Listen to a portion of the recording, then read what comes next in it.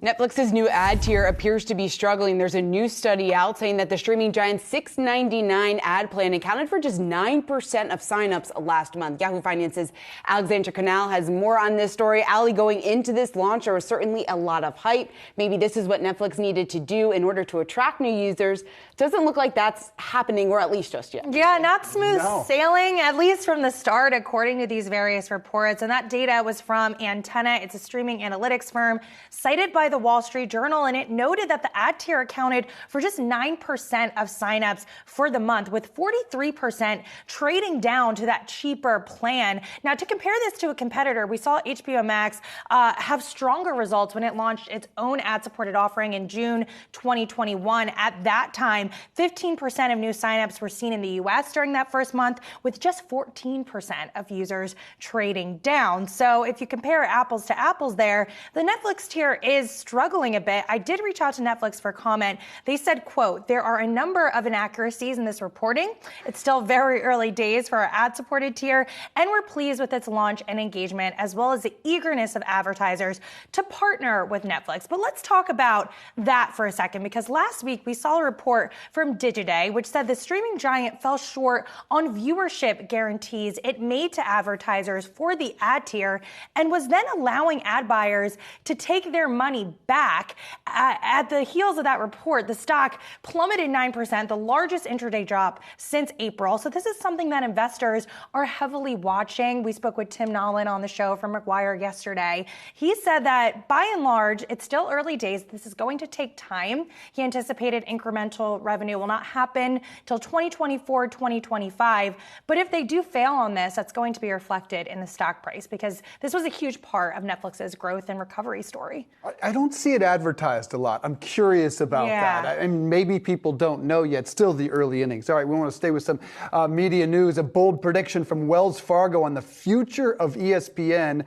What is Stephen Cahill saying, and why does it matter so much? Yes, his 2023 media predictions. And he said this has been a tough year for media, and 2023 will lead to some very tough decisions, in specific to Disney. He said that he anticipates ESPN will spin off, which is a very bold call, very polarizing topic amongst analysts. He wrote, quote, "Disney will begin the spin-off process for ESPN and ABC, including launching ESPN and streaming a la carte. Cost rationalization and balance sheet options are critical to reaching this outcome. The result is a better off remaining Disney." Now, Disney has struggled in terms of profitability, particularly with that direct-to-consumer streaming, which includes ESPN Plus, Hulu, and Disney Plus. It did lose $4 billion for 2022. However, ESPN has funded a lot of those endeavors. So that's sort of the flip side of the equation. Some analysts have said, look, how can you get rid of ESPN? This is a really viable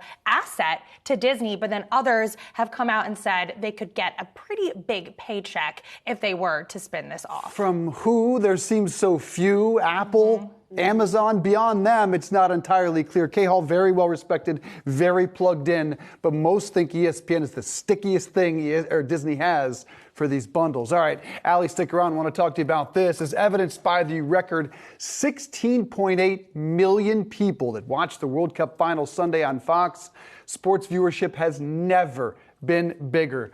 But could trouble be right around the corner? Perhaps, according to a new study from Morning Consult, which shows that Gen Z watches dramatically less live sports than older generations.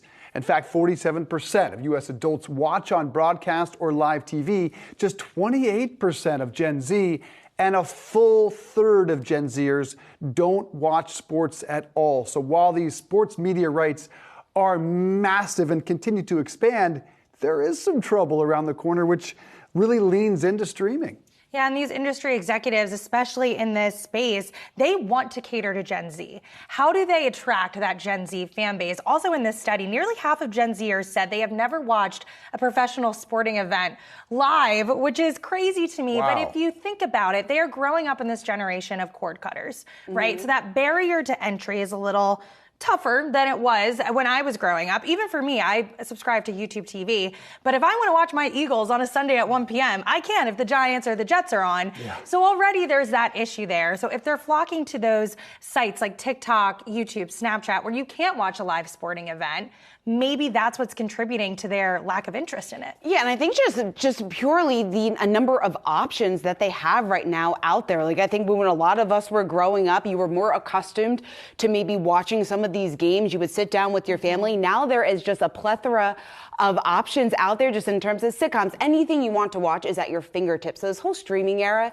is very different. And I also just think that Gen Z doesn't have maybe the focus to sit there and watch through hours and hours of games. You talk about it all the time. Your son likes to watch Red Zone when it comes to NFL. So he's watching the live footage, which a lot of Gen Z isn't doing. But I think people more want to know what the outcome is rather than sit down and enjoy the game, which I just don't really understand. I have a 16-year-old who didn't watch a single live sporting event until the World Cup this year. They don't have a whole lot of loyalty to teams either, and that's not a knock. They just grew up in a different world where teams don't matter to them. They like content, they consume content, but they won't sit, to your point, and watch 2, 3, 4 hours of one team because they don't have that loyalty. Big implications. I blame the parents for this because I have 2 young cousins that are very hardcore. And if you have a parent, so what about you? I blame the phone. You blame the phone. Okay. Social media. You're a dad, it's hard to keep their attention. Social media, it is the TikTok generation. Allie, excellent reporting today. Thank you.